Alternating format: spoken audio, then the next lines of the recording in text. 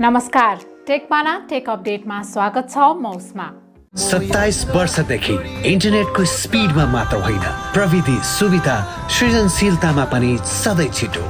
World link, मनसँग जोडिएको तार, तपाईलाई पनि व्यक्त गर्दछ आभार। छिटो भनेकै वर्ल्ड लिंक।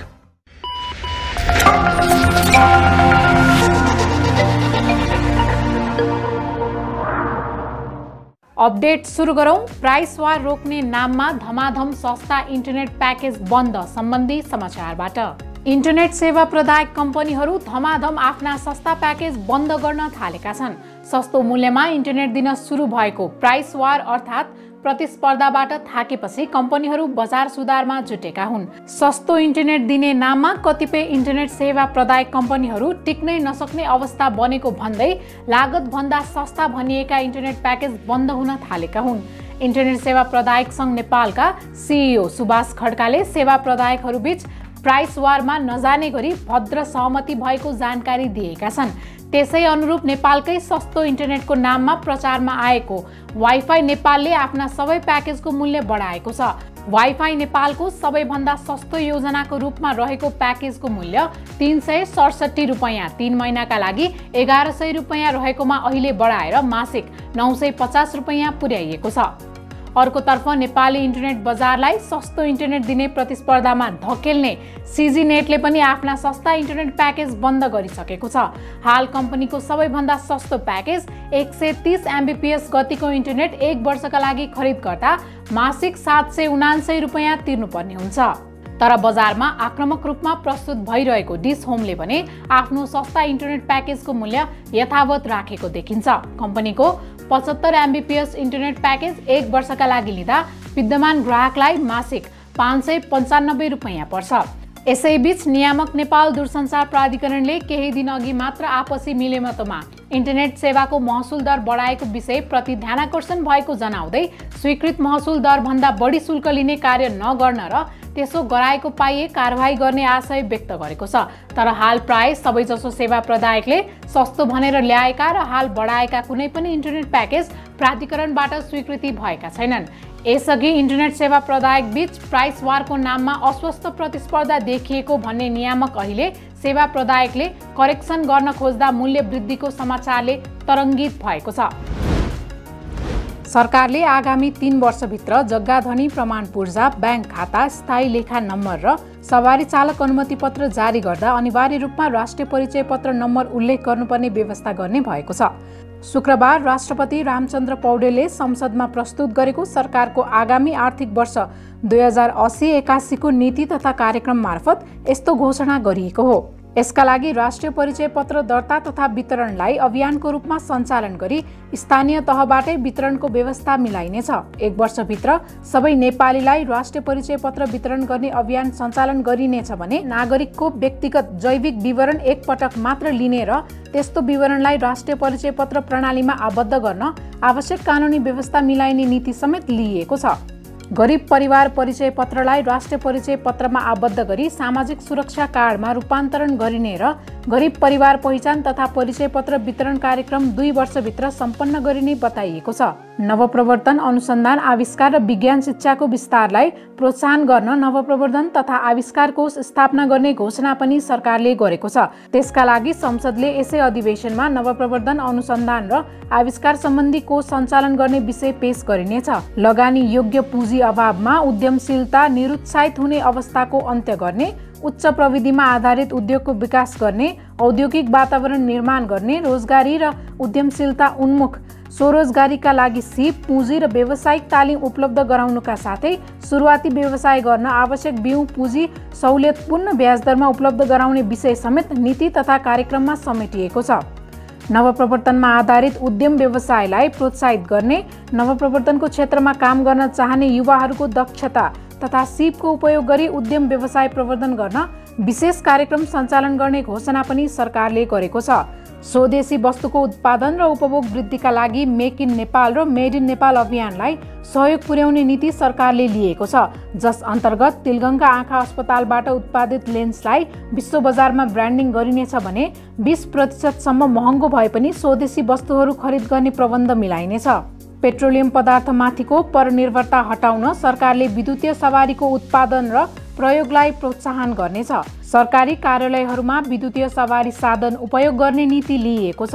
ग्यास, डिजेल तथा पेट्रोलबाट चल्ने सवारी साधनलाई विद्युतीय ऊर्जाबाट चल्ने गरी रूपान्तरण गर्ने प्रविधिलाई सहुलियत सहित प्राथमिकता दिएको छ र शहरमा क्रमशः विद्युतीय यातायात सञ्चालनको व्यवस्था गर्ने भनिएको छ। त्यस्तै निजी तवरमा सार्वजनिक यातायात प्रदान गर्दै आएका राइड शेयरिङका लागि आवश्यक कानुनी व्यवस्था गर्ने, हाइड्रोजन इन्धनको उत्पादन र उपयोगको सम्भाव्यता अध्ययन गर्ने नीति सरकारले लिएको छ। इन्टरनेटको माध्यमबाट गरिने विज्ञापन तथा अन्य कारोबारलाई करको दायरामा ल्याउने, सुरक्षण मुद्रण केन्द्रलाई मुद्रण विभागमा गाभ्ने, विद्युतीय प्रणाली बीच तथ्याङ्क आदान प्रदान गर्ने डेटा एक्सचेन्ज प्लेटफर्म निर्माण गर्ने र सरकारी सेवाका लागि ओडा तहबाटै अनलाइन सेवा उपलब्ध गराउने विषय समेत नीति तथा कार्यक्रममा परेका छन्।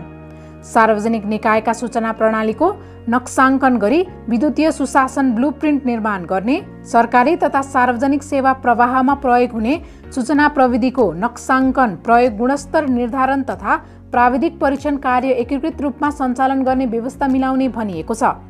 सरकारी निकायबाट सञ्चालित अनलाइन प्रणाली मार्फत अन्तर आबद्धता कायम गरी सेवा उपलब्ध गराउने र आर्थिक प्रशासनलाई सूचना प्रविधिमा आधारित बनाउने उल्लेख छ। सबै वडा कार्यालयबाट अनलाइन व्यक्तिगत घटना दर्ता कार्यान्वयनमा ल्याउनुका साथै विदेश स्थित नेपाली कूटनीतिक नियोगबाट पनि व्यक्तिगत घटना दर्ता गर्ने व्यवस्था मिलाउने, सामाजिक सुरक्षा भत्तालाई विद्युतीय प्रणाली मार्फत भुक्तानी गरिने, हेलो सरकारलाई थप प्रभावकारी बनाई स्थानीय तहसम्म विस्तार गरी सरकारी कार्यालयबाट हुने सेवाको गुणस्तर अभिवृद्धि गर्ने उल्लेख छ।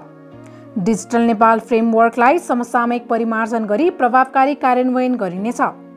यसैगरी साइबर सुरक्षा सम्बन्धी छुट्टै कानुन निर्माण गर्ने, राष्ट्रिय साइबर सुरक्षा केन्द्र सञ्चालनमा ल्याउने, विद्युतीय तथ्याङ्कको सुरक्षा, भण्डार र उपयोगलाई व्यवस्थित बनाउन विद्युतीय तथ्याङ्क सुरक्षा नीति तर्जुमा गर्ने, डिजास्टर रिकभरी सेन्टरको क्षमता विस्तार गर्ने लगायतका विषय पनि नीतिमा समेटिएका छन्।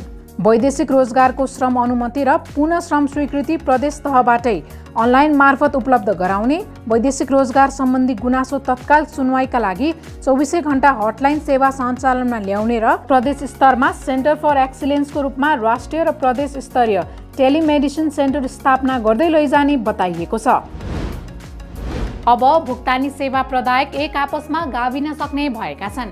नियामक नेपाल राष्ट्र ब्याङ्कले भुक्तानी तथा फर्च्युट विनियमावली 2077 को पहिलो संशोधन गर्दै वालेट मर्ज हुन सक्ने व्यवस्था गरेको हो। संशोधित विनियमावलीमा भुक्तानी सम्बन्धी कार्य गर्न अनुमति पत्र प्राप्त संस्थाहरू एक आपसमा गाभ्न, गाभिन वा प्राप्ति गर्न सक्ने व्यवस्था थपिएको छ। यस अन्तर्गत समान प्रकृतिका भुक्तानी प्रणाली सञ्चालक तथा भुक्तानी सेवा प्रदायक संस्थाहरू मात्र गाभिन सक्नेछन्। यसरी संस्थाहरू गाभ्न, गाभिन वा प्राप्ति गर्न भने वार्षिक साधारण सभा वा विशेष साधारण सभामा सो सम्बन्धित प्रस्ताव पारित गरी सञ्चालक समितिले अख्तियारी प्राप्त गरेको हुनुपर्नेछ। मर्जरको अन्तिम स्वीकृति प्राप्त गरेको 30 दिनभित्र एकीकृत कारोबार सञ्चालन गरिसक्नुपर्ने व्यवस्था गरिएको छ। त्यस्तै मर्ज हुने प्रक्रिया बढाए पनि यसबाट अलग हुन चाहे राष्ट्र ब्याङ्कलाई मनासिब कारण खुलाएर रद्द गर्न सकिनेछ।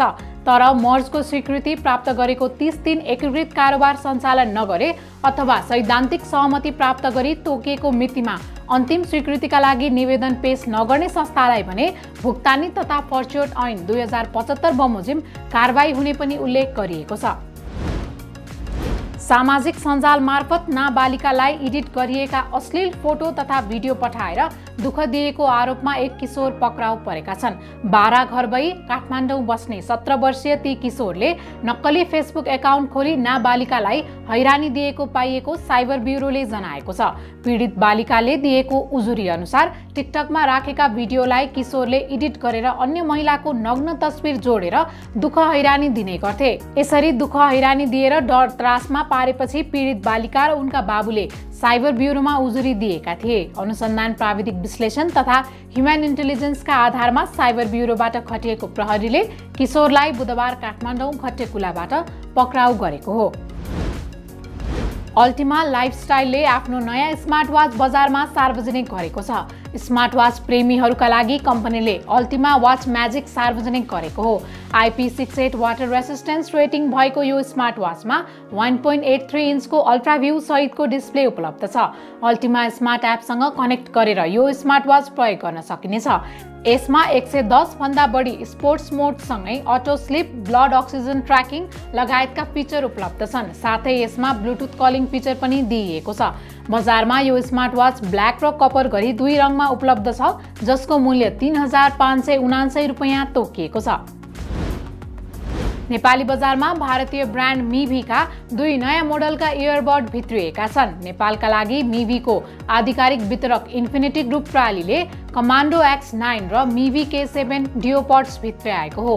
ब्लुटुथ 5.3 मा आधारित यी दुवै इयरबडमा 1 वर्षको वारेन्टी दिइएको छ। कम्पनीका अनुसार मिभी K7 ले एक पटकको फुल चार्जमा 50 घण्टाको प्ले टाइम दिन्छ भने कमान्डो X9 ले 72 घण्टाको प्ले टाइम दिन्छ।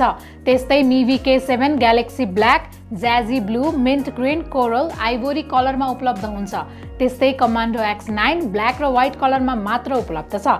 नेपाली बजारमा मिभी K7 को मूल्य 2979 रुपैयाँ र कमान्डो X9 को मूल्य 4479 रुपैयाँ तोकिएको छ। Xiaomi रेडमी बड्स 4 र रेडमी बड्स 4 लाइट नेपाली बजारमा ल्याएको छ। दुवै इयरबड्समा लोभ लाग्दा फिचर समावेश रहेका छन् भने मूल्यका हिसाबले समेत किफायती छन्। रेडमी बड्स 4 मा 10mm डाइनामिक ड्राइभर राखिएको छ, जसमा शक्तिशाली र स्पष्ट साउन्ड उपलब्ध पाउन सकिन्छ। हाइब्रिड नोइज क्यान्सलेसन प्रविधि रहेको यो इयरबड्समा डुअल ट्रान्सप्यारेन्सी मोड समेत समावेश छ। IP54 प्रोटेक्सन रहेको रेडमी बड 4 मा ब्लुटुथ 5.2 प्रोटोकल रहेको छ, जसले गेम खेल्दा महसुस हुने ल्याटेन्सी घटाउँछ। त्यस्तै रेडमी बड्स 4 लाइटमा 12mm डाइनामिक ड्राइभर राखिएको छ। AI नोइज क्यान्सलेसन र म्युजिक तथा कलका लागि टच कन्ट्रोल म्यानेजमेन्ट रहेको यो इयरबडमा समेत IP54 रेटिङको धुलो तथा पानी प्रतिरोधी क्षमता रहेको छ। नेपाली बजारमा रेडमी बड्स 4 को मूल्य 6979 रुपैयाँ रहेको छ भने रेडमी बड्स लाइटको 3479 रुपैयाँ तोकिएको छ। नेपाली बजारमा नयाँ राइड सेयरिङ प्लेटफर्म थपिएको छ। बुधबार चितवनमा एक कार्यक्रम आयोजना गर्दै भरोसा नेटवर्किङ प्रणालीले अटो रिक्सा र मोटरसाइकलबाट राइड सेयरिङ सेवा दिन आयो एप सार्वजनिक गरेको छ। काठमाडौँ र चितवनमा एकसाथ सेवा सञ्चालन गरेको कम्पनीले जनाएको छ। यसअघि बेटा भर्सनमा उपलब्ध आयो एप औपचारिक रूपमा सार्वजनिक भइसक्दा 475 वटा मोटरसाइकल र 125 वटा अटोले सेवा दिइरहेको कम्पनीको दाबी छ। त्यस्तै हालसम्म यो प्लेटफर्मबाट 2700 बढीले सेवा लिइसकेको कम्पनीले जनाएको छ। बाइकको प्रति किलोमिटर 18 रुपैयाँ र अटोको प्रति किलोमिटर 54 रुपैयाँ भाडा तोकिएको छ। कम्पनीका अनुसार आयोको राइड सेयरिङको सेवा 24 घण्टा सञ्चालन हुनेछ। यसैगरी एपमा अत्यावश्यक परिस्थितिका लागि इमर्जेन्सी SOS बटन, एपमा च्याट फिचर र customer referral, real time ETA prediction जस्ता सेवा रहेका छन्।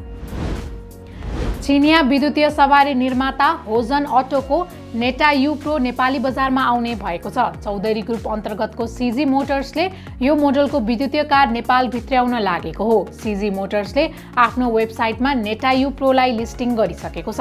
नेपाल आउन लागेको नेटा यू प्रो 6 वटा भर्सनमा उपलब्ध हुनेछ, जसमध्ये version 400, version 400 pro, version 500, version 500 pro, version 610 र भर्सन 610 प्रो रहेको छ। NEDC टेस्ट साइकलका अनुसार यो गाडीको अधिकतम रेन्ज 610 किलोमिटरसम्म छ भने ग्राउन्ड क्लियरेन्स 160 mm रहेको बताइएको छ। त्यस्तै नेटा यू प्रोमा फाफा अर्थात् fully automatic parking assistant system छ। यसमा 88.57 किलोवाट क्षमताको लिथियम आयन ब्याट्री हुनेछ। यसलाई 7 किलोवाटको AC चार्जरबाट 10.5 घण्टामा फुल चार्ज गर्न सकिन्छ भने 150 वाटको DC चार्जरले आधा घण्टामा फुल चार्ज गर्न सकिनेछ। यो गाडीले प्रति घण्टा 150 किलोमिटर टप स्पिड दिने बताइएको छ। गाडीमा यात्री सुरक्षाका लागि adaptive cruise system, forward collision warning, automatic emergency braking system, lane departure warning, active lane keeping, traffic sign recognition, traffic jam assist जस्ता फिचर रहनेछन्। गाडीको मूल्य भने कम्पनीले खुलाएको छैन। आर्टिफिशियल इन्टेलिजेन्स AI प्रयोग गरेर च्याटबटको दुनियाँमा तहल्का मच्चाएको कम्पनी ओपन AI का CEO साम अल्टम्यानले AI लाई नियमन गर्न आह्वान गरेका छन्। अमेरिकी सदनमा नयाँ प्रविधिहरूको सम्भावनाका विषयमा बोल्दै सिइओ अल्टम्यानले अमेरिकी सरकारलाई एआईलाई नियमन गर्ने नीति ल्याउन जरुरी भएको बताएका हुन्। पछिल्ला केही महिनाहरूमा एआईका धेरै मोडलहरू बजारमा आएका छन्। एआईमा काम गर्ने कम्पनीहरूलाई अनुमति पत्र दिनका लागि एउटा छुट्टै निकाय गठन गर्नुपर्ने उनको भनाइ छ। च्याट जीपीटी र अन्य यस्तै टुलहरूले मानिसलाई सहयोग त गर्न सक्ने, तर यसको गलत प्रयोग पनि हुन सक्ने भन्दै उनले यो क्षेत्रलाई नियमन गर्न माग गरेका हुन्। आउने दिनमा एआईको दायरा निकै नै ठूलो हुने बताउँदै यसलाई समयमा नै नियमन गर्ने नीति ल्याउन जरुरी भएको उनले बताए। साथै उनले एआईले अर्थतन्त्रमा पार्ने प्रभावलाई पनि स्वीकार गर्दै एआई प्रविधिले केही कामहरू प्रतिस्थापन गर्न सक्ने सम्भावना रहेको पनि बताएका छन्। गुगलको नियमअनुसार यदि कुनै जीमेल अकाउन्ट 24 महिनासम्म लगइन भएको छैन भने सो अकाउन्ट स्वतः डिलिट हुनेछ। कम्पनीले सन् 2020 मा अनलिमिटेड स्टोरेजको फिचरसँगै यो नियम पनि ल्याएको हो। यद्यपि त्यो समयमा यो नियमअनुसार 2 वर्षसम्म प्रयोगमा नआएको जीमेल अकाउन्टमा भएका डेटाहरू डिलिट हुने बताइएको थियो। अब भने डेटा मात्र नभई पुरै अकाउन्ट नै डिलिट हुने बताइएको छ। यो नियम यो वर्षको डिसेम्बर महिनापछि लागू हुने कम्पनीको भनाइ छ। कम्पनीको प्रविधि चोरी गरी चीन भाग्न लागेको एप्पलका एक पूर्व कर्मचारीलाई कारबाही गरेको कुरा बाहिर आएको छ।